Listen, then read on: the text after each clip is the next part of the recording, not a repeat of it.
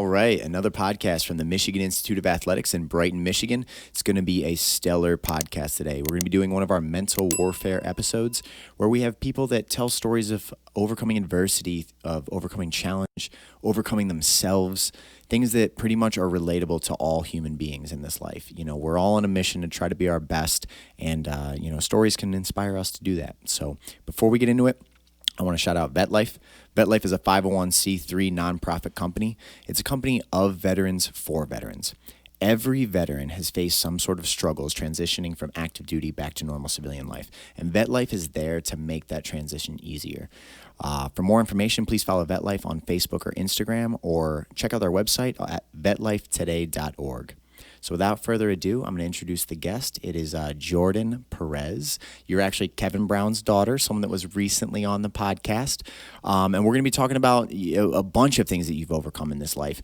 I don't want to steer the story really any direction because you sent me so many bullet points that intrigued me initially. I'm going to just let you, take it from the top. Were you born and raised here in Michigan? And let's just start to create your story from the time that you were a little kid. All right, awesome. Yes, I was born and raised here in Michigan by my father, Kevin Brown. I promised I wouldn't mention him in this podcast because he didn't even mention me in his, but I guess I'm going to have to suck it up. Here we are. Yeah. Wonderful family. I've learned so much from them. They're my rocks. They really pushed me to do what I want to do, nursing. So I'm almost done with that, so I can help save people's lives, I guess. So today we're just going to talk about, my life, my whole life. Not even over yet, but I've learned so many different things. Weight being the major struggle. Major struggle. For the people that don't know, when I first met you, if you're willing to publicly throw it out there, what was your weight at the highest? 270 pounds. And that was about where I met you. I remember when I first met you. I mean, when you walked in the door today, it's almost like I have to reintroduce myself to you because my brain doesn't even make the connection to the Jordan that I met versus the Jordan that sits here today. Yeah, 270 pounds, and I didn't even realize how heavy I looked or how heavy I was. So, just my brain chemistry has changed so much with my different habits and stuff. It's crazy. I want to start really early on. Did you grow up being overweight, or when did you start to find yourself, at least looking from this perspective, that you realized that there was started to be a problem? Looking back at pictures now in high school, I wasn't really that big, but I just kind of always saw myself because, there is a stigma. You see it all over. And in high school, I remember I just wanted to be so skinny. It was just ridiculous. And trying to sit at lunch and trying to eat food just with regular skinny girls at the table, I was just so nervous that I really wouldn't eat anything, which kind of started more of the bad habits in my life. I remember I would just hide food. I would eat, and then I would hide wrappers and stuff, especially in my car. I would eat alone, hide wrappers in my car, wait until I had to go get gas or go to the grocery store and throw them away in inconspicuous garbage cans so I wouldn't hear the comments. And I did that at home too. I would shove the wrappers in my bed, and I'm sure my parents knew, but they just didn't say anything. And those were just some of the tactics. I thought I was so smart, but looking back, I was like, meh. So at a young age, you'd say you kind of developed an unhealthy relationship with food. Yeah. You weren't just eating to, get the meals in that you need throughout the day to give yourself the fuel that you need. There started to be an unhealthy relationship. Can you remember when that started, or can you pinpoint why that was? I know my parents didn't really grow up and raise me in a healthy eating environment, and those were just the habits that they know and stuff, and I'm not saying that's terrible or whatever, because everybody grows up in their own stuff, but definitely didn't know what good eating was, or what healthy eating was, I should say. So probably around high school, when I first got a job, and I was able to buy the food myself without anybody knowing, is when it was really bad. So for someone like me, because I don't really understand, food does nothing for me. I can eat anything. Some days I eat nothing. It does nothing for me. I only eat because I have to. If I didn't have to eat, I don't even know if I would eat. If we just survived without food, I don't know if I would eat. for someone that's, got that type of mindset, does food do something for you, do you think, in like a brain chemistry way or in a satisfaction way that drives you differently than someone like me? Or why were you turning to food if you could look back when you were younger and say like, okay, I'm not like these skinny girls, not necessarily that I want to be like these women, but if I'm hiding wrappers and I'm doing things, it's because I'm holding some degree of shame or I'm embarrassed about my actions or I don't want to be seen in a certain light. Can you make sense of that for me? It was probably a satisfaction because I heard a lot of, oh, you're bigger, you shouldn't eat that, or are you really finishing all of that food? And it would just make me feel like complete crap. And so when I had my own debit card, I'd be like, I'm going to eat whatever the hell I want. Like, you just be quiet. Like, I have money myself, so I'll show them, and I just ate whatever, literally. And I thought one day, like, I need my debit card taken away from me because I can't keep doing this. I was blowing so much money on food. I think satisfaction, it just made me feel good. And then when it was over, I was like, I don't know why I did that. But it's like I was stuck in a continuous loop in my head, like a scratch CD. So it just always continued. It almost becomes like an addiction, it sounds like you're just addicted to the process where you give yourself something that you are craving or desiring, you get that feeling that you're looking for, and then even though the regret and like, oh, I shouldn't have done that comes in after, you've had like a temporary fix, right? And then you have to deal with almost like a mouse wheel cycle of now you're back into regret, now you shouldn't have done that, but you're stuck in that pattern for a significant period of time, right? So this lasted all through high school, and then especially like you said, you got your own debit card, you're making your own money. Now all of a sudden it's like nobody can stop you from doing the things you want. And before we go further with the story, how much weight have you lost up to this point? Like I said, so that people on the outside can understand, what a monumental change you've gone through. I'm only about 3 pounds away from 100. Yeah, so. That's incredible. 100 pounds. And like when you get up and you look in the mirror or you see yourself, like when I get a new haircut or when I shaved my beard down, I go like, man, who is this guy? I barely recognize myself. What does that feel like?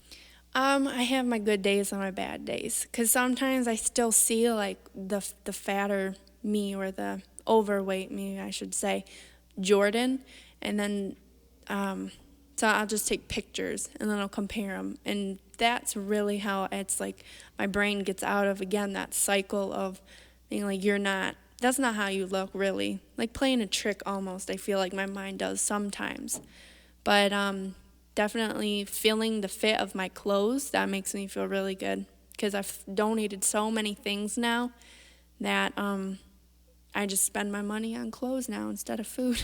Do you find yourself getting the same satisfaction when you're eating, or is it transitioning to a healthier relationship, or are you getting that satisfaction now from better meals, knowing that you're giving yourself something that's going to push you more in the direction of your goals?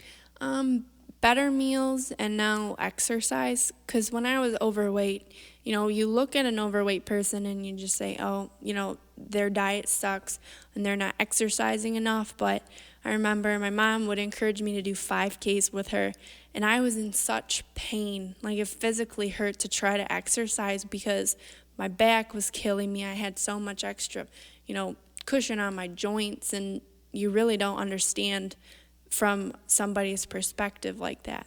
It just killed me. So now I'd be like, I'm not doing this. I'm not going to do it. But now I feel like I have so much more energy, and then I need to focus that more on exercise.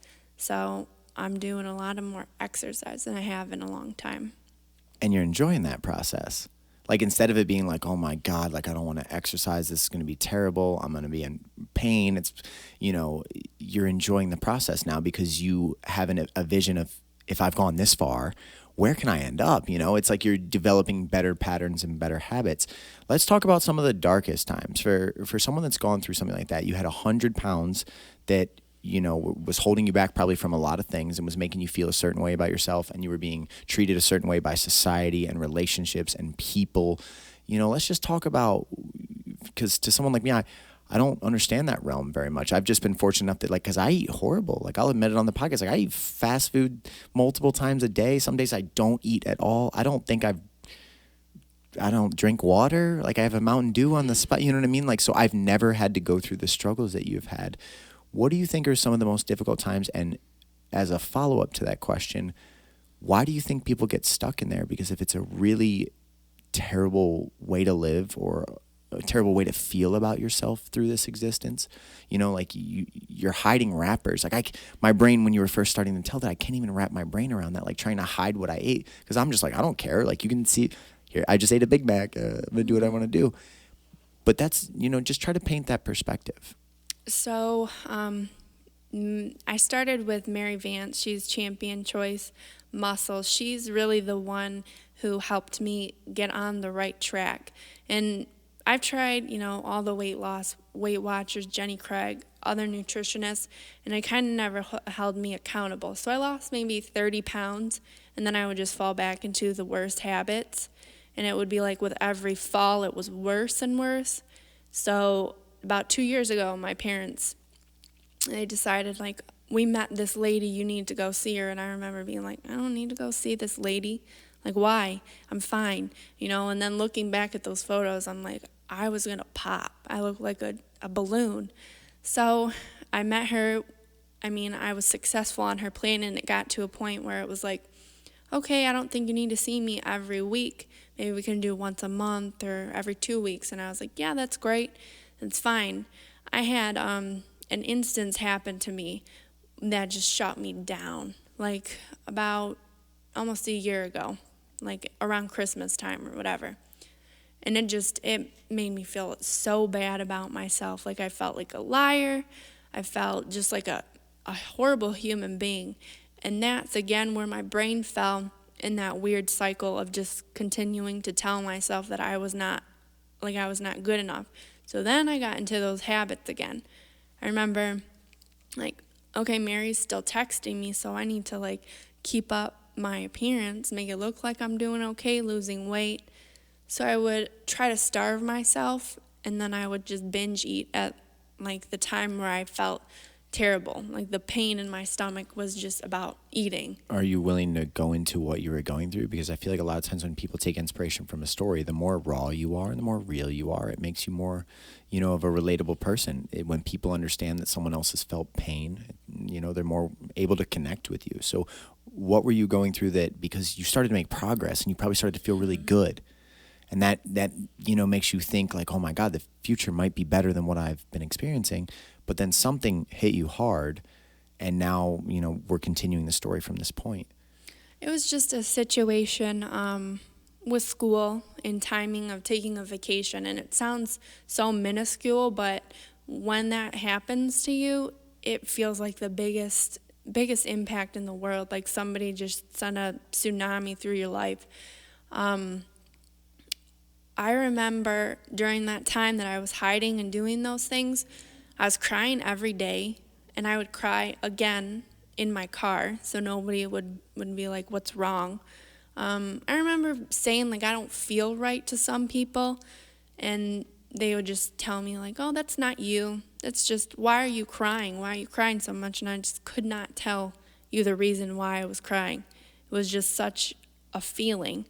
I think the longest time I didn't shower was for 3 days, just because I didn't feel like doing anything.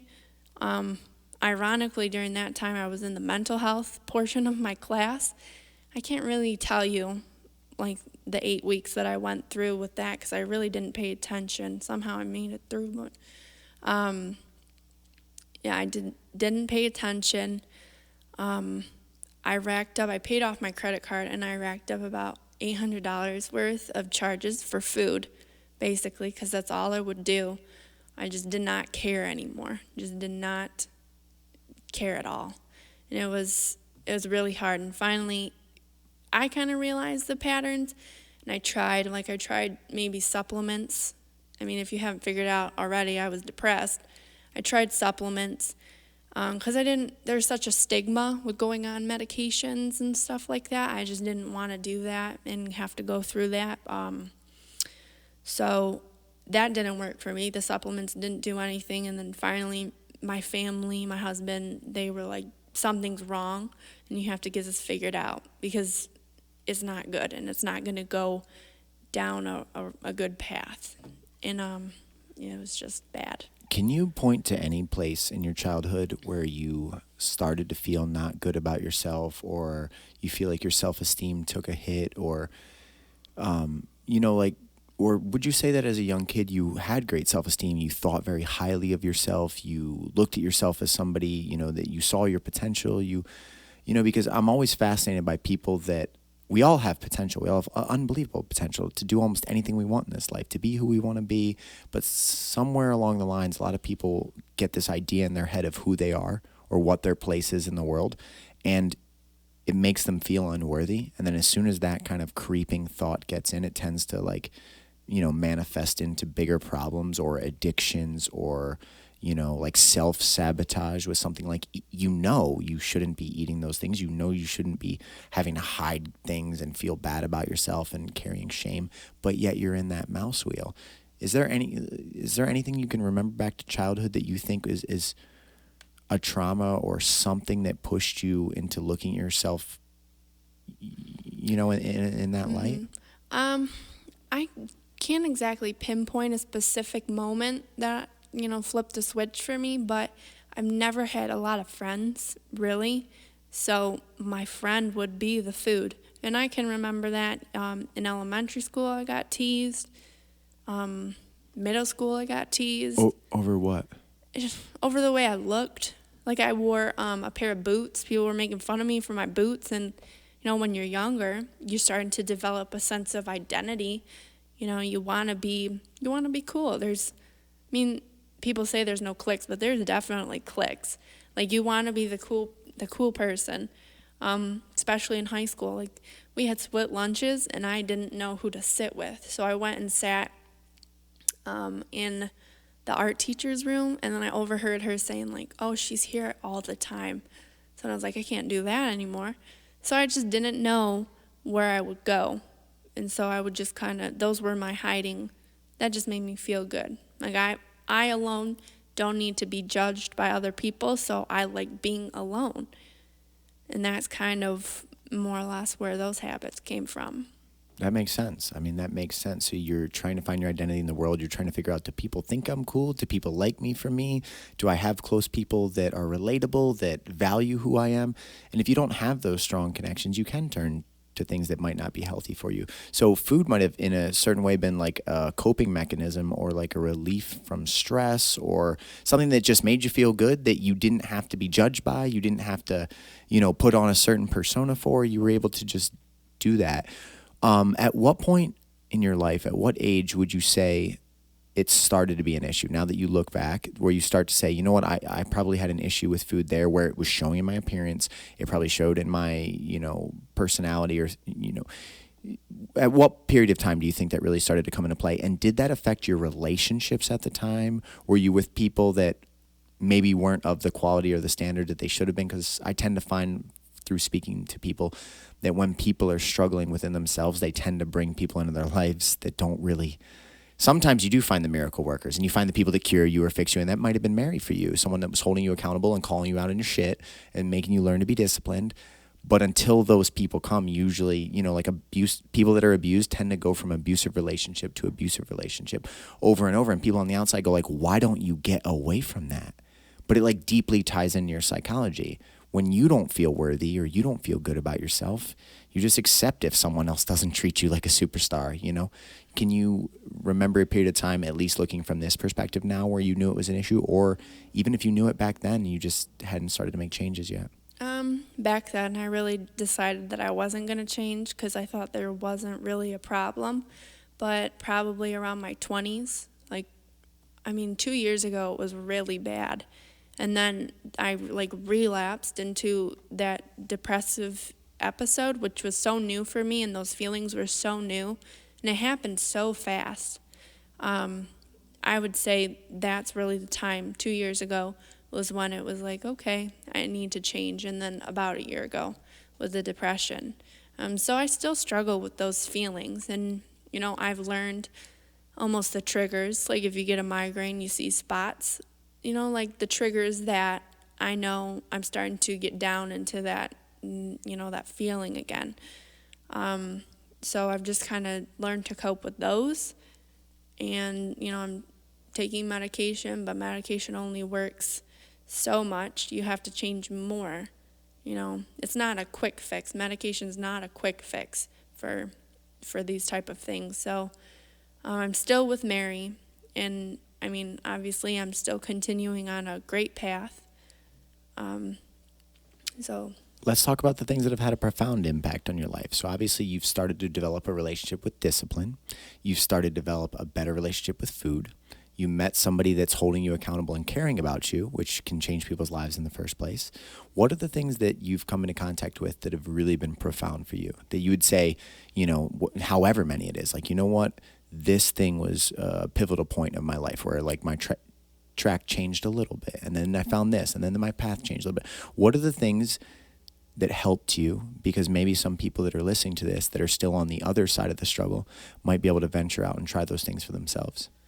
The accountability with Mary and going through the program. She's the type of person that doesn't take anything from anyone, but she's also willing to listen to you. And a lot of the issues that I had with those programs, like Weight Watchers, would be I would come to the meeting, they would do, their little kumbaya and all that, and then I would just be on my own whenever I wanted to come back and weigh in. So even though your accountability is, by yourself, you go in there and doing the things, I feel like I'm more intimidated by Mary and her words, but again, she's more willing to listen and understand where I'm coming from, that I might be more fragile this day, and I'm open to letting her know my feelings. I've realized more, especially with the depression, that I have more issues than just that I thought were normal, that are not normal. Like, I have a little bit of anxiety. I pick my fingers so bad to the point where I can't pick things up. Like, just that I need to work on. But fixing those things, my mental clarity is so much more different than before. It just feels so much nicer to go ahead and know that there's something that's not really wrong with me that people suffer from. It's normal for some people. Like, it's normal in the world. And then I'm not like an outcast. There's such a stigma on mental health. People think you're a nut, you belong in the nut house. And then some people think there's really no problem. It's just a state of mind. You can flip yourself out of it so fast. And it's really not. It's not. I've been having that discussion on a ton of these podcasts that mental health just needs to be talked about more frequently. We have to get to a point where people feel comfortable opening up, because otherwise, your brain, your ideas and stuff, they're intangibles. So it can get jumbled up in there really easy. It's not like it's easy to have a messy room and clean a room. You can go, okay, this is trash, I need to put this here. But when your mind turns into a mess, it's difficult to work through what is healthy anxiety, or what is something that can promote change if you use it the right way, and what crap you're holding on to that is not beneficial for you, or perspectives that you've been given from other people that are not correct. And so it's like you have to sort through this space that we can't just lay out on paper. And that's actually a big reason why I'm a proponent of writing things down. When you tend to write a lot of your thoughts down and you get them out of your head and you look at them in front of you, there's a better clarity to it. You can start to work through it and be like, wait, this doesn't make sense. This isn't that rational. Or you know what? I could solve this problem. The way that I would do it is by steps A, B, and C. And I feel like with Mary, a reason she might be able to connect very well is Mary had a major weight loss journey. I think she was over 300 pounds at her worst. And, she had to go through those exact same changes in life to become the person that she is today. So there's a certain ability for her to connect with you and understand you, while also showing you a woman that has, transcended that struggle, and say, hey, you're going to get through it, but it's going to be tough, and you're going to have to be held accountable, and someone's going to have to call you out on your shit. When you refer to anxiety, because it's like a hot word now in society where everybody has anxiety, and in my opinion, anxiety is very healthy. Like, when you get anxiety over something, there's a challenge in front of you. There's growth that you have to encounter. If you have anxiety of public speaking, like, you should publicly speak. You have to do it to the point where you go like, wait a second, I can do this, because then it'll build your confidence. Then you can tackle challenges more efficiently. But when you say you have anxiety, what would you relate it to? What would you say is like the source or the cause of that anxiety? Or is it kind of an unknown? Social, absolutely. It comes from being alone all the time.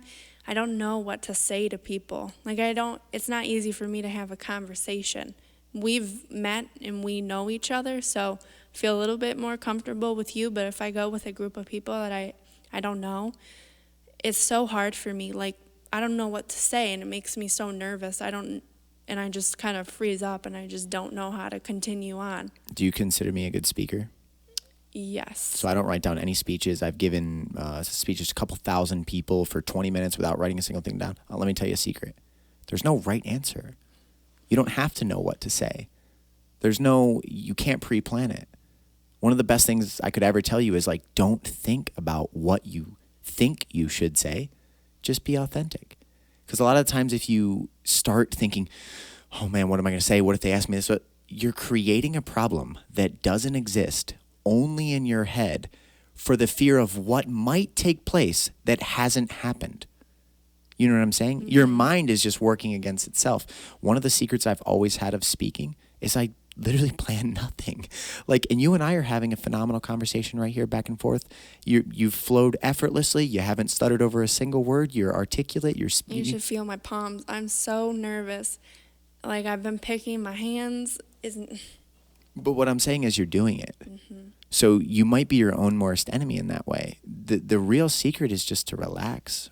You know, I recently was working with one of the court kids we work, with some struggling youth here. And one of the secrets that someone told me years and years ago, because he's so terrified to talk to a girl. He's like so nervous. He's just like, well, what if I say the wrong thing? What if she does? Almost a lot of what you just said. And I told him, I know this is going to sound funny, but pretend you had $1 million in your pocket and you had already accomplished your dreams. Think about how you would feel at that point. You wouldn't need the validation of someone else. You wouldn't need this person to accept you or not. You would already be happy in your life. You'd have everything you ever need, and you would just enjoy conversation with another human being. You wouldn't be searching for them to show you that, like, oh, I like you, you're okay, I accept you. You don't need someone's stamp of approval. And once you can start to feel like that, once you can start to feel like I'm enough, I'm who I am, and I'm proud of myself. I'm proud of what I've gone through, because a lot of people that have gone through what I've gone through maybe wouldn't be where I am right now. And when you can start to feel that way about yourself, you're not searching for approval. So it doesn't make you into that state of like, oh, I hope I don't say the wrong thing. And I made that sound kind of simple, and I know it's very complex, but you have to work to unwind the madness. Otherwise your brain will it's the mind's thing. It's what it does. It just goes nuts. It's, well, what about this? What about this? What about this? You got to just stop the questions. Be like, hey, we'll figure it out when we get there. I think that's something that I inherit from my dad, even though I said I wouldn't talk about him. When I lay in bed at night, my mind just continues to spiral, and I just stay up because I can't go to bed. So I think I have to relax. So you have a problem with that you would like to solve, but what have you done to try to conquer that problem? So you have a very active mind. You probably overanalyze, you overthink. What are you doing to combat that? I've tried relaxation techniques. I turn off the TV. That used to help me fall asleep, and now it doesn't. I have to sleep with some type of noise. It's almost like it might cancel out my thoughts, but it really sort of doesn't. Like a fan. I've taken... What are you afraid of? I'm not afraid of anything, but I get like antsy, or I get kind of rude when I plan something out and things don't happen the way I have it on paper. And I know that's not how life works, but if I have some things in my control, I feel a little bit better. What is in your control? My life is in my control, but sometimes it doesn't feel like it's in my control. Yeah, when you say your life's not, only you are. You could have scheduled this podcast with me today, and I could have completely forgotten. You could have showed up at the studio, and I could have not been there. And that would have been not your fault at all. And it's not something you should stress about, because even though that's your life, and you can't control it. That's something that I've had to work on really hard within myself, is we are in control of nothing but ourselves. And at first that's scary. It's scary to think that, like, you could be the most loving, wonderful wife to your husband. He could leave you. You could be the best employee ever for your company. You could get fired. You could lay out a perfect schedule for how you want life to look, and it could fall to pieces. But you're going to handle it. And you're going to go through the struggle, and you're going to develop, and you're going to learn, and you're going to find better people to bring into your life, and you're going to keep going. When you think too hard about controlling things that you have no control over, it just drives you down this spiral of like, how could you not overanalyze? Because things are going to fall apart. Whereas when you can learn to live in a little bit of a state where you're like, listen, I know I'm going to give my best effort. I'm going to try my hardest to hold myself accountable, remain disciplined, keep my commitments, be the person that I say that I want to be, do all the things that are within my control. And the rest of life is almost just a ride. Like, because I know people that live in a similar fashion that you're describing, and they drive themselves into madness because they just so badly want pieces to stay together that sometimes they're just not meant to. And that's okay. So like I would almost challenge you at like nighttime when your brain wants to run, go on the ride. See where it's going to take you. I haven't thought about that. You know what I'm saying? Because like those are uncomfortable truths of life. Like people want to think that with anything, with a marriage, if I put this ring on my finger, then like now like we're going to be happy forever. Maybe, hopefully you want to. And really, hopefully you're giving your absolute best to that person and to your life so that you're going to get the best outcome that you could have. But you have no control over it. You only have control over you. And when you start to realize that, like, you know what, if I just show up the best Jordan possible in my relationships, in my work life, in my personal endeavors, in my hobbies, it's just the ride. I'm just going to enjoy this thing through. And when I go through tough times, I'm going to evolve a better, stronger person. And I'm going to come out of there with a better perspective and, a better life experience. And when I'm pleasantly surprised, I wouldn't have beaten myself down with stress through the entire period worrying about if things fall apart. Because how many times have you probably spent so much anxiety, so much of your mental energy, so terrified about something that you didn't need to? A lot. You know how many times, like, I know we've rescheduled this podcast a few times. I have literally driven places and pretend I was talking. Like, that's how I just have to talk it out. And I guess I would have to tell myself this is the best Jordan, or visualize how much more I could accomplish, because I thought that those previous Jordans were the best and they really weren't. And that's where you got to like open up a little bit of vulnerability. Be willing to listen to what your mind has to say. And I've had to connect with that. And sometimes it's going to be painful. Sometimes you'll come to some realizations where you'll look at yourself and you'll find a super or like a very bothersome shortcoming that you have, and it's gonna hurt. But wouldn't you rather become aware of it, to give yourself the opportunity to try to change it, to have a better future, than have this little demons whispering in your ear every once in a while, and you have to be like, no, shut up. Hey, turn on the fan, please. And I just want to drown out that noise.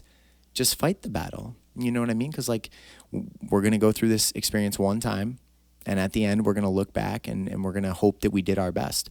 You can only really do your best if you figure out what you don't want, what you're not happy about. You look at your insecurities in the mirror and you try to solve these complex problems that most people just avoid. Like I see most people that are 30, 40 years old going through their lives that are very miserable, that you or I could look at their life situation and quickly figure out where the problems are, but those people are just dodging those problems, or they have an excuse for it. Or it's not my fault, it's because of this, or I would change, but that. These are excuses, and we all kind of make them to ourselves. But a lot of times it's people that are not reflecting, that are turning on the white noise at night, that are making sure that they're not alone, that are making sure they always have some type of stimulation. Because otherwise the mind, at the core, we know who we are. We might lose that somewhere along the line, just by the way that society's set up and life is set up, but we know who we are. We're like that youthful spirit that you had when you were a child that wanted to go out into this wild adventure and smile and laugh and play and have people treat you well because you want to, it feels good to treat people good and it feels good to be treated good. That's who you are.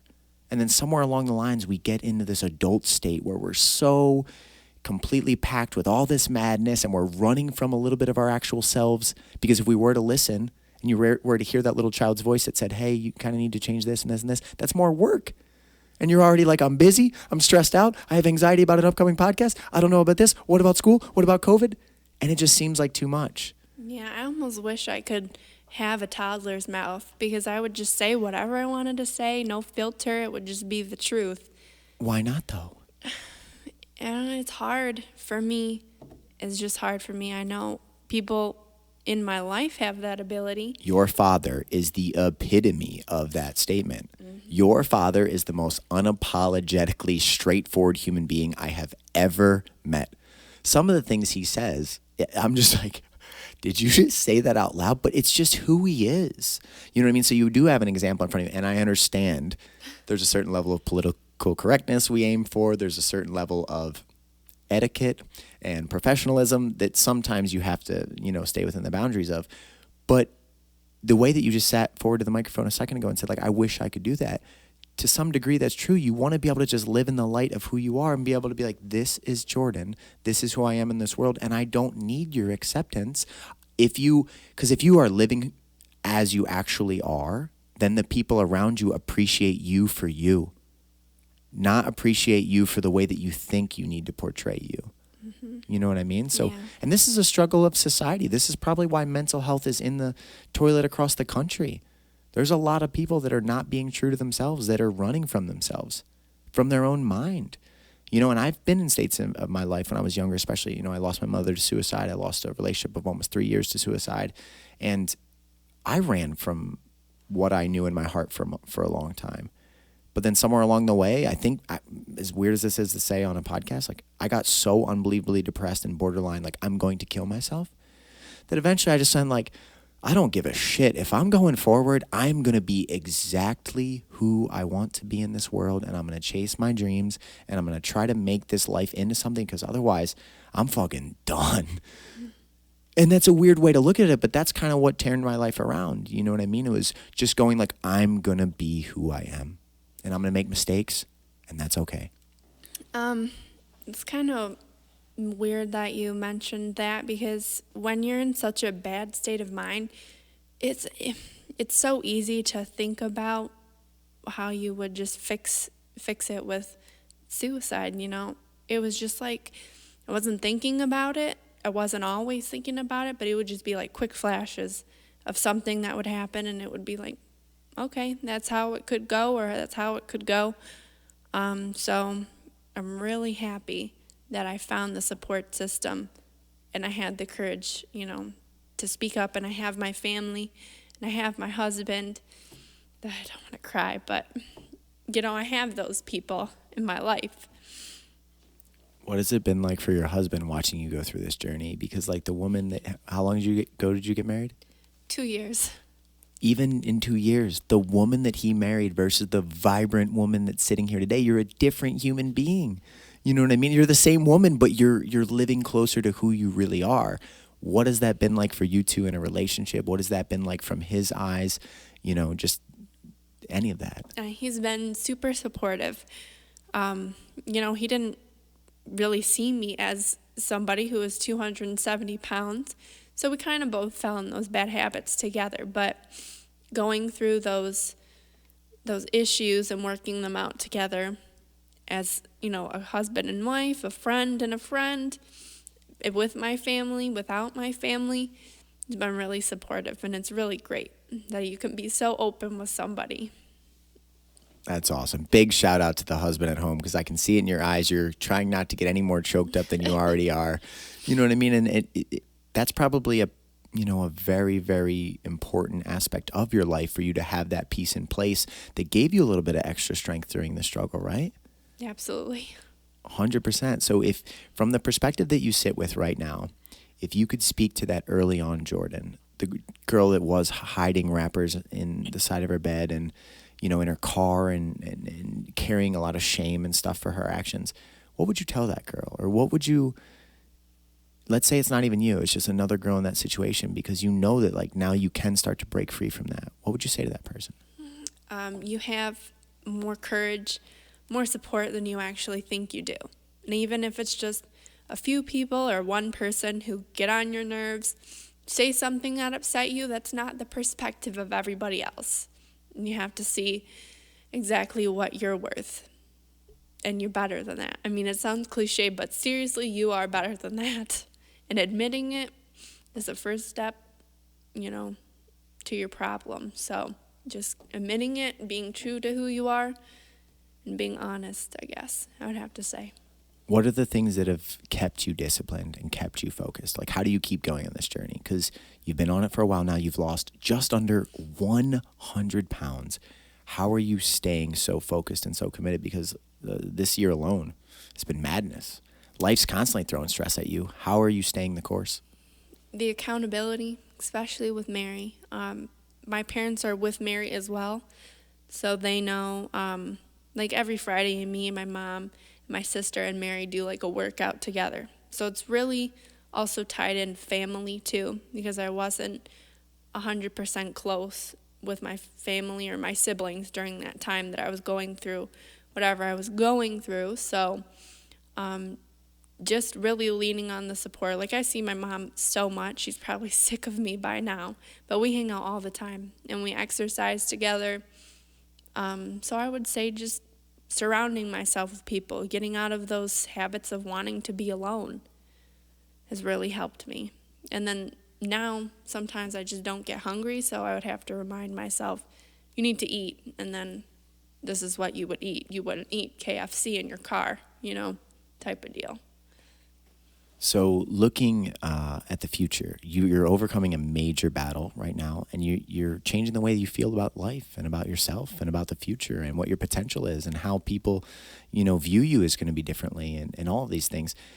Do you think this has unlocked some part of your psychology that you realize that life has a lot more to offer than the way you were living? Because a lot of times when you're kind of living, cut off from people, all alone, keeping yourself, it's comfortable. I've been in those places. It's, it's nice because you just don't have to do anything. You don't have the energy for anything, and you don't have to do anything. So it's nice. But now all of a sudden, now you are starting to get a little bit energized. You're about to graduate from school. You're about to crush it in your career. What does the future look like? I've kind of asked myself, what more can I do? So I'm going to graduate with a bachelor's. Why can't I go on to be like a nurse practitioner or have my PhD? Get a doctor in front of my name. Like, why not? Just starting to ask myself those questions and, visualizing me reaching my goals. And just being more active, too. Being more active has really helped my self-esteem. It's nice to get compliments, especially from people you don't even know. That really boosts your confidence, your self-esteem. So just asking myself, why not? Why can't I do those things? I can be so much more than I already am. Do you notice that people treat you differently since your appearance and look has changed? Like when you were at your highest, when you were at 270 pounds, did the world seem different or does it seem the same? Do people treat you differently? Do you get the same looks, respect, anything? Like just from the two perspectives, because if obviously, and I don't know if the answer is yes, but if people were treating you differently or, giving you more encouragement or things like that, it would naturally fill you with more motivation. You know what I mean? You'd be more enthusiastic about the future and about your potential and all those things. Whereas, if people were treating you in a different light or kind of writing you off or, oh, she's this girl or that girl, it would naturally just steal energy from you. Yeah, I remember somebody didn't know my name, was at the Taekwondo school. One of the parents didn't know my name, so they referred to me as the heavier girl with the glasses. And that was that's how everybody sees me, just the heavier girl. I did jiu-jitsu and Taekwondo and all that, but looking at some of the pictures, I thought I looked terrible, smushed up against the ground. And so I kind of just stopped doing those activities too. So I used to think that one person's thought process was how everybody else saw me, and that was it. And again, those stupid comments about you're eating all that food, are you sure you want that? That just sucks. That hurts. I mean, you may not know you're doing it to somebody, but it feels like absolute crap. I hate it. That's what brings me down so bad. Now I get more looks. I mean, people might not think that I was heavier because of how I look now. I don't hear those comments anymore, so I think that's good. But it's just, I don't understand why people feel the need. When somebody gets in an argument with you, they always call you names about your appearance. You're so, you're fat, whatever.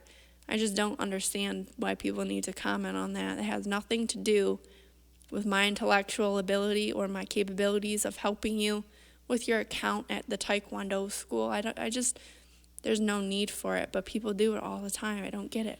People in society definitely need to be closer watchers of their words, I would say, because even though they probably just said it in a moment, like, oh, you're going to eat all that, to them it's not a big thing. Like, they just said one comment, and it is condescending. And I think if they analyzed it, whoever was to say that, they would know, you know what, that's not right of me to say. That's not a healthy thing. You know, if anything, why couldn't I encourage someone?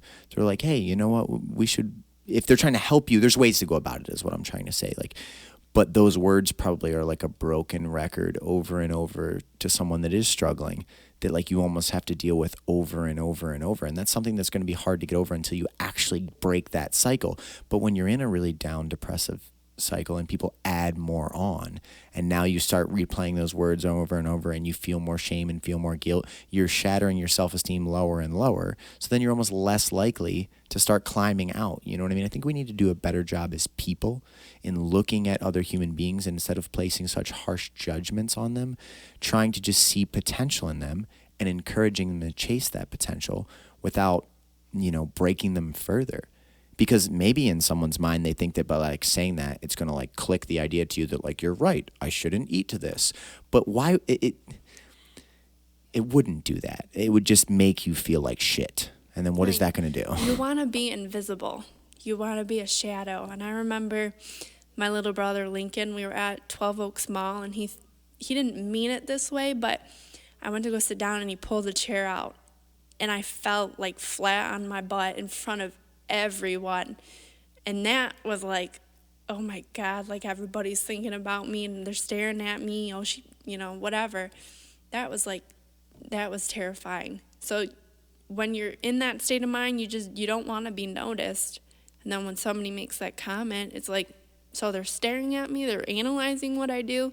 It's those feelings of that, like, really just put it in your bucket, and the scales tip in the bad way, and it keeps tipping the bad way. So what someone might think they're making a comment to encourage you to eat less is actually probably just driving the thing to be worse, because now you feel worse about yourself. Now you carry, like I said, you've broken yourself to a further level, whereas a lot of people that are struggling with things, they know that there's a problem, especially if they listen to their voice and don't block it out with some white noise, or they know there's something there that they could do better, but they need the right energy to bring them out of that. They need the right accountability. They need like Mary's method, where she was just on you, but in a healthy way, not in a condescending, I'll make you feel like shit way. Yeah, those people expect you to eat a string cheese and a salad, and that's just not, I learned that. I mean, the more I tried not to eat, the more my body would gain weight. It's so messed up, but it's like my body was holding on to everything that I had, because I was like, it was freaking out. You're teaching your body that there might not be a lot coming in. You better hold on to it. Mm-hmm. Versus like Parisian's going through the same thing right now. He was out at the UFC Performance Institute, and they ran all this blood work and all these evaluations on him. They told him, like, you need to eat more. And he's like, what do you mean? I'm 285 pounds. I'm a heavyweight fighter. Like, I eat a lot. And they're like, no, you need to eat more. Like, we need to get your metabolism to be just an absolute beast, so that you can give your body what it needs through the regimen that you put it through, to keep yourself recovering, to keep yourself at your best. And it's almost like reversing bad learning that we pick up from society. You think like, I want skinnier, I eat less, and that's not the answer. It's just having a better relationship with food and a better understanding of what you're doing, when you're eating, why you're eating, what calories are, what macros are, all of these different things. Do you think that now that you have that information and you have confidence in it, that it's also way easier because you can get results if you follow the formula, instead of it being an unknown? Because I feel like if you could withdraw the information out of your brain and just give it to someone that's struggling with weight, and they had the confidence, like, oh my God, if I just do these things and I follow this and I can eat, I don't have to survive off of string cheese and salad, I can lose weight. So many of them would do it. It's just the unknown. You're not sure, is this going to work? It doesn't feel right. Society just tells you not to eat. You know what I'm saying? Yeah. I mean, I'm really grateful for the knowledge that I have now. Because there's so many fad diets, there's so many different things that people do, and then it just doesn't work out for them, because those are, habits. The habits that I kept falling back into for me were comfortable. I don't know if that's how other habits work for people, but it's just something that I knew, something that felt good. So why not go back to those habits? But now I know if I start to see myself, maybe I'm going to fall off the wagon. I just need to go back to the first square, and I need to work from there because I'm not going back to that. It's not happening. Well, it's awesome. And I remember when you first started doing jujitsu here, when you would come in with your dad and you would do jujitsu, I remember I saw a girl that had so much fight in her. And it almost seemed like it had been held down because you'd come in so mousy. You'd come in like super quiet, wanting to be invisible is kind of how I would describe it. You would just kind of be like silent in a room. You'd walk in. You wouldn't make your presence, obviously known. You would just show up. But then you would train extremely hard. You would push yourself. You had a lot of fight in you. You have a lot of that Kevin fire in you. You really do.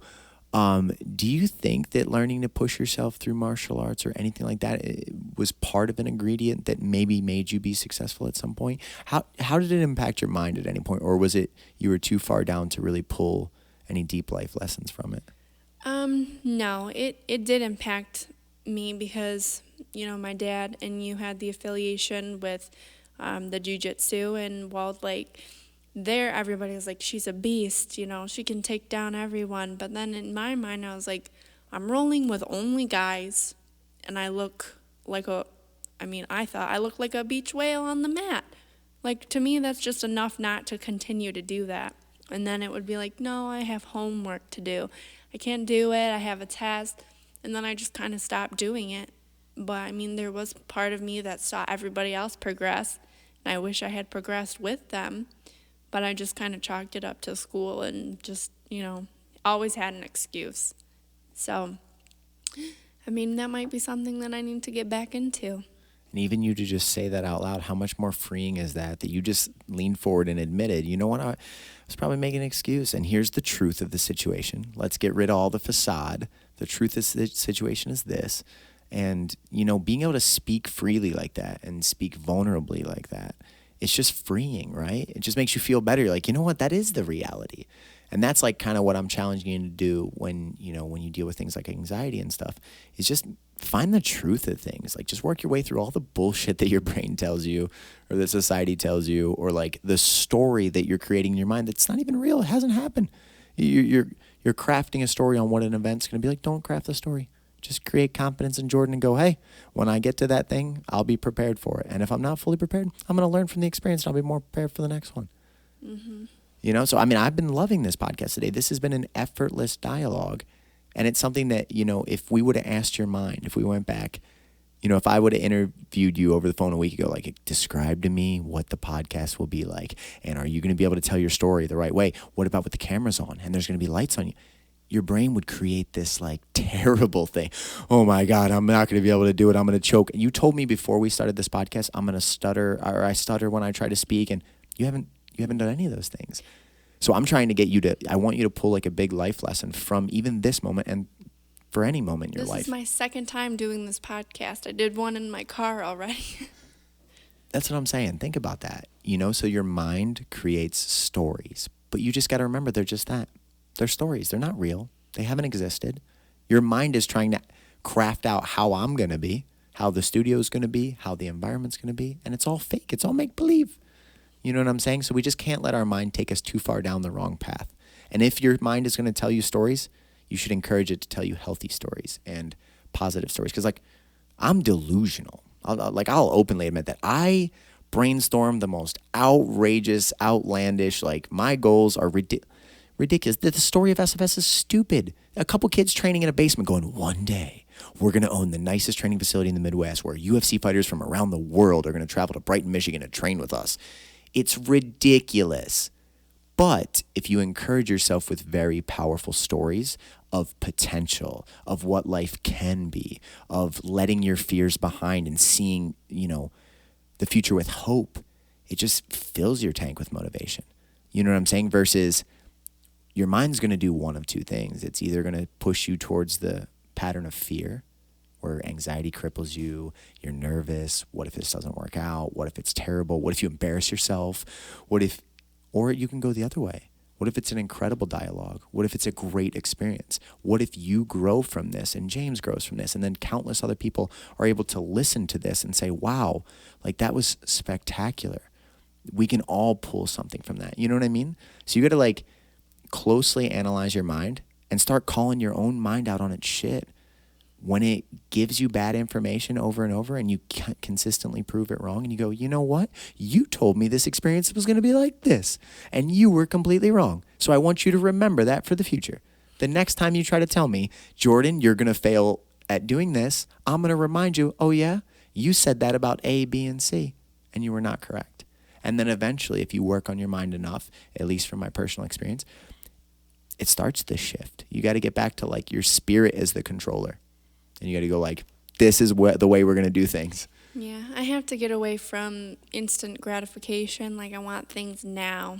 And I think that's what society we have. Like, I want things done right away. But it can't be done right away. It's a huge process that I have to go through. So I change my hair all the time because that's something that's instant that I can do. I've been like blonde, no bangs, red, brown. But that's just something I felt like I had more control over. So I just have to take a step back and realize that weight loss is not overnight. I mean, I wish it was. Girl, you've lost almost 100 pounds. Every time your brain goes, I'm not where I want to be yet, you need to write down on a piece of paper, I've almost lost 100 pounds. You know what I'm saying? That's incredible. There's so many people that are probably living right now that if they hear that story, they'll go, oh my God, if I could just be where she was. If I can just get to where she is, I would feel great. You know what I mean? So even though you're not at the finish line, one of my favorite motivational speakers ever, his name is Les Brown, he says what you become in the process is more important than the dream. And it's something that sticks with me all the time. It's not just the end goal. It's not Jordan is going to become this woman. Really, the beauty is what you become in the process of developing the discipline, the character, the accountability, the ability to control your own mind and battle stress and battle fears. That is so much more valuable than just the final product. You know what I mean? Because the person you become in the process is who you're going to be for the rest of your life. So then when you take on new adventures and new challenges and new things, you've already overcome this massive hurdle that many people never do. You know, so that's like a quote that's resonated with me forever. Like, what you become in the process is more important than the dream. So what are Jordan's dreams? What are your goals? Beyond, you talked about your school a little bit. Now that you see yourself crushing it, what is the end game for you? Because I think if you don't clearly define that, you're never going to allow yourself to achieve it. You know, it's like people that start lifting weights and really they just want to put on a little muscle. And then next thing you know, they look like cyborgs and they just never stop because they like don't define it. When are you going to allow yourself to be happy, and what are your other goals? My other goals would be to make more money than my dad. Kevin on the podcast said he wants to own his own private jet, so we got a serious competition on our hands. Yeah, I want one before him. Just being, I know my dad would be like, that's awesome, good for you. So just being one step higher than him would be really nice for me. But just being such a different person. I mean, I know we already talked about school, but I want to be like a doctor. I want to have not a huge house, but a house that's good enough for me and my kids and my husband. I want to have a solid family, a good relationship. I know everyone says the white picket fence, but I guess I do want that. I just want to have mental clarity for once. Because honestly, after I got over or worked on my mental health, I lost most of the weight. I lost 50 pounds within a few months.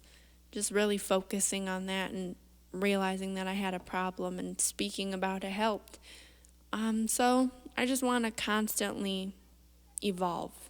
I just want to keep going forward. Sometimes that requires going back, but that fall that I had really helped me get up and start running forward because I never want to feel like that again. So. And at what point would you say you're going to just know you're happy? Because it's great to hear about what you're going to achieve and I want to get this house and I want to be a doctor and I want to, but like there's a lot of time that can go by between now and then. And are you allowing yourself to be happy right now? Like, what is the end game? Like, what is the weight on a scale that you'll see where you'll go, I'm happy. I might not be perfect in the way that I want yet. I might continue to tone my body or change its composition, but I can look in the mirror and say, I'm happy. What does that look like? That might just be only 5 more pounds or so. That might just be, a little bit over 100, and I might feel amazing. But I think I set little goals for myself, and when I crush those little goals, I feel great. And then I revisit it, crush some more little goals. So just more of those achievements, those little achievements don't make me feel so far away from the big end picture, really. That makes sense because, even our founding fathers described it in a way that no one's ever done better. They say the pursuit of happiness. It's like we're always chasing that happiness. I don't know if happiness ever, you can like fully grasp it. Like you can experience it for a little bit, but then it tends to go like, yeah, but you know what? You should be doing this now, or you should be doing this now. People are, I don't know if we're wired to just be content in a state of happiness. Maybe that's what pushes our survival forward. You know what I mean? It's like we're constantly seeking something, whatever it is. I just tell a lot of people that are chasing goals, especially that have overcome extreme adversity, is like, make sure you remember to be happy, because like if you're not looking in the mirror and thanking yourself and being grateful and being appreciative for the work that's already been done, it's easier to fall back into a bad headspace. Oh, yeah, just saying those little, like a few good comments about yourself in the mirror, it really does help. It sounds so stupid, but it really does. I write, like before a test, I write, you can do this, calm down, on my paper, and then I'll look at it and, I'll just calm down. It sounds silly, but it really does help. It's not a coincidence that countless motivational speakers and successful people say things like that say self-affirmation and simple things. You're just trying to like get your subconscious mind more on your side. Because like I said earlier in this conversation, it can either be telling you things that are not good or it can work to tell you things that are positive. You know what I mean? Really, every little advantage helps. And the way that you just described breaking things into smaller steps, I do the identical thing. And I think it's a huge thing for people. I think if you set really big goals, we don't see them come to fruition quickly. So it can be discouraging. And the next thing you know, you're going like, man, I really want this, but it's not here yet. Whereas like I have like the announcement that I'm dropping Sunday. I've been working on it for almost a year. And if I had just set on a piece of paper, this is the goal, from the time I started working on it till then, it's like I made no progress. But what I do is I make a checklist every single day. I'm a little obsessive with it, but I make a checklist of every single goal that I have that I'm working on, and I keep it saved so that I can pull up the ones that I've already had so I don't have to rewrite it fresh every day. From there, next to each thing that I'm working on, in parentheses, I write the absolute smallest step that I can possibly think of that I could do today that moves me in the direction of that goal. Even if it's the tiniest thing in the world, maybe it's send a message checking up on someone that plays a certain role of the conversation towards that goal and just sending them a reminder about it, or a small task, anything. I'm talking ridiculously small. But at the end of the day, I get to go through the list of these 50 some items and go, got that done, got that done, got that done, got that done, got that done. And that's probably giving my brain a little shot of like, look at how much you accomplished today. Versus if I just had the big goal down, blah, blah, which I'm not going to say what it is because it's Sunday, I would see no progress on that every single day. But it's a perspective because I am making progress on it. It's just big goals don't come together quickly. You know what I mean? So I found that to be a trick for myself that has been crucial in keeping my motivation really high. Like every time you've ever been around me, I'm high energy, I'm high spirited, and I find systems that complement that. And to my audience and the people listening, that's one of the things that I would tell you that has helped me the most in my life is I write things down and I break them down, like I said, to the absolute small. I break it to a step that should be able to take you under a minute. And if you can't find 1 minute time in your day to do something for your goals, then it's not about you don't have time. You lack discipline, personal responsibility, commitment, something or some type of desire for your goals. And then you're going to have to work on solving that. And it might be self-esteem. It might be your environment. It might be the people that you're hanging around that are making you feel not worthy. But something is holding you back that's not the world. It's you. Mm-hmm. And these are all healthy realizations. And I feel like from the time we're children and probably with the future generations, we have to have these honest conversations more with our children, with young people, that like mental health's a real thing and feeling like shit can last forever. Like I know some people that go through this life that are in their 50s that have been beat down by life their entire time and they've just never, had someone to pull them out of it or found a way to pull them out of it themselves. They just live in a constant state of misery and they think it's the world's fault.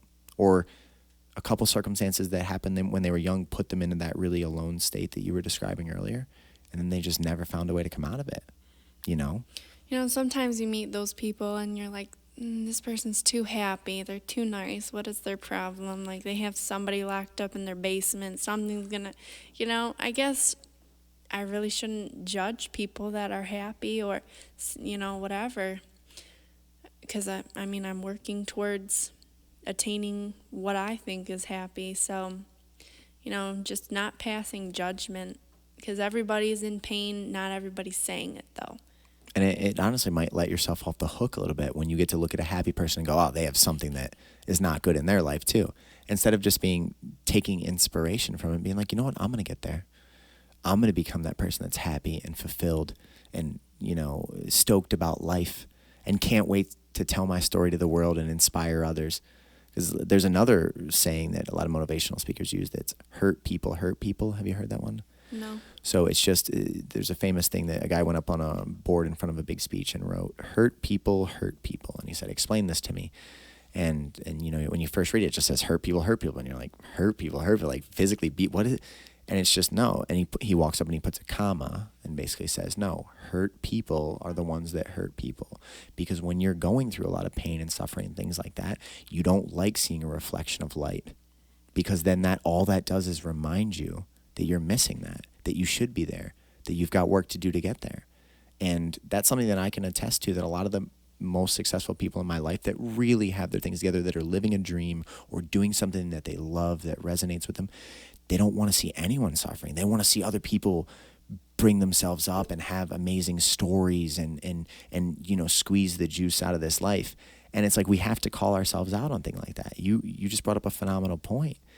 Because otherwise you're just giving yourself another excuse to not get your shit together, because you're going like, well, I bet they're... It's so true, too. It's like, oh, okay, that person has an issue. Yes. Like, it is honestly, that's exactly what I think sometimes. No, I shouldn't, but, I'm sure everybody thinks that, so...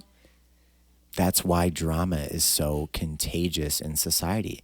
That is why people love to see other people fail, because a lot of times, and this is going to hurt if you're one of these people, well, you'd never admit it to yourself anyway, so it doesn't matter.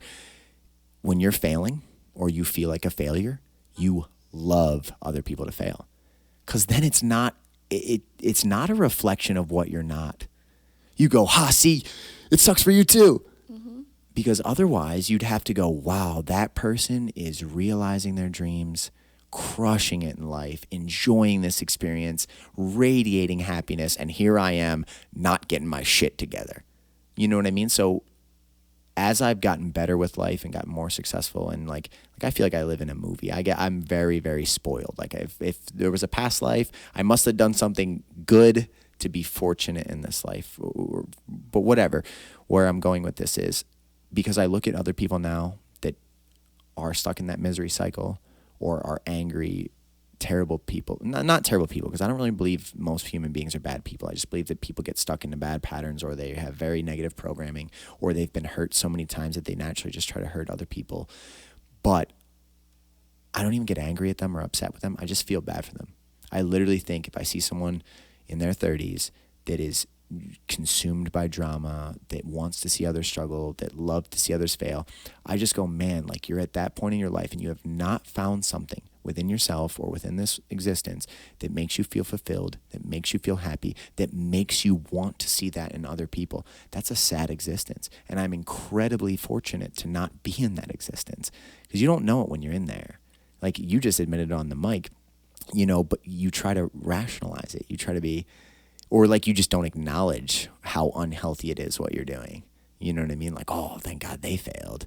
Like that's ugly. Mm-hmm. That's very ugly. But it's almost like that comfort blanket over you that like, see, you're not the only one.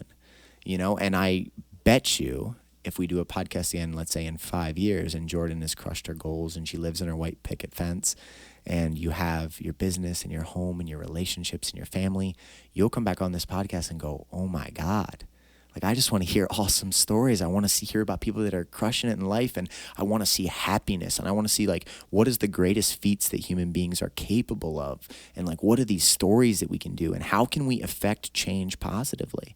And these are the tough conversations that we need to call each other out on more. We need to call out our friends and the people within our group. You know what I mean? If you have people that are close to you in your life that are acting like that, every once in a while you might have to be the person that throws in the line and says, you know what, it's not a good look. I mean, I have stepped So you know up it. a little bit, yeah, and people are shocked because then they're like, wow, you were out of line. Something happened at Macy's the other day, and I like kind of stepped up and was rude back to the lady, because we were talking about this before we hit play or on the podcast about people's delivery with things. Like, so simple. If you just say something in a positive way or like non-condescending, I'll receive it better and we can avoid issues, but people just don't do it that way. So I just kind of was rude back to her. Like, I gave her what she was giving me. And it was like, whoa, Jordan, what's happening right now? What's going on? So I don't think people are shocked. And I don't know if they're like, something's wrong with you today, or if that's really what I think in my head and I should just say it. People are shocked by it, so. That almost goes to the Gandhi quote, like, be the change you want to see in the world. Like, one of the things I used to tell my fight team when we were back in the basement, like, for why we were going to be different, is like, listen, if someone's an asshole, don't treat them like an asshole. You're only going to just show them that the world is a terrible, hostile place. You're going to be a great reflection that they're not a good person right now, and they're just going to continue in their ways. The best thing you can do is actually be kind to that person and try to, if they are acting in a way that is a little bit disrespectful, just, you know what? Hey, man, don't talk to me that way, but like, be kind back. You know what I mean? Because if we return kindness to people that maybe don't deserve it, that might be the medicine that they need. You know what I mean? Because if someone's an asshole and every part of life treats them accordingly, which that's kind of the normal response, to them the world is hostile. People are terrible. They're not willing to look in the mirror and say, like, am I the person going around causing all this destruction? They want to just be able to point outside and be like, well, I had this terrible interaction with this person and that person and this person, and it's because the world sucks. Well, maybe it's because the way you're living sucks. You know what I mean? So if we can hold ourselves accountable to the point of like, let's just be the example. Let's be the change. Let's get our lives together, and then let's help other people do the same. Yeah, I guess you have to find that line of not taking anybody's, stuff, and then like being happy, being nice to them, killing them with kindness, because I have let people walk all over me. Sure, and that's not healthy either. That's damaging to your self-esteem. No, but I haven't been like, you please don't talk to me like that. I don't do that. I'm just like, oh, okay, sure, so I guess maybe I have to find that line too, of kind of being disrespectful back to the person because they caught me like in a bad mood, versus being nice.